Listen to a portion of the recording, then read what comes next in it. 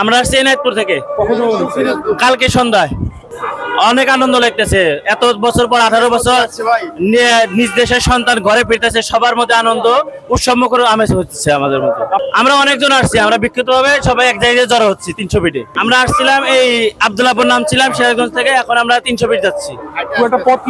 জি, পথে আসছে, গাড়ি ঘোড়া চলার কোনো ওয়ে নাই, মানে কোনো ঠিক নাই, রাস্তার লোকালয় মানুষের অসুবিধা, সেটা সবাই হেঁটেই যাচ্ছি। প্রাপ্তি ভালোবাসা, দলের প্রতি ভালোবাসা, নেতার প্রতি ভালোবাসা, বেগম জিয়ার প্রতি ভালোবাসা, সেই ভালোবাসা থেকে আমরা আসছি।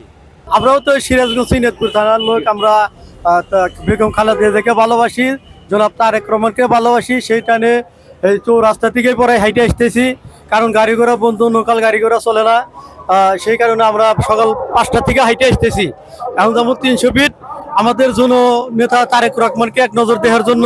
আর সারা বাংলাদেশের মানুষের কাছে অনুরোধ একটাই, আমাদের নেতা 17 বছর বাদে আসতেছে, কারণ এই আশাতেই জানি বাংলাদেশে থাকতে পারে, ভোট দিয়ে জানি জয়যুক্ত করে পারে।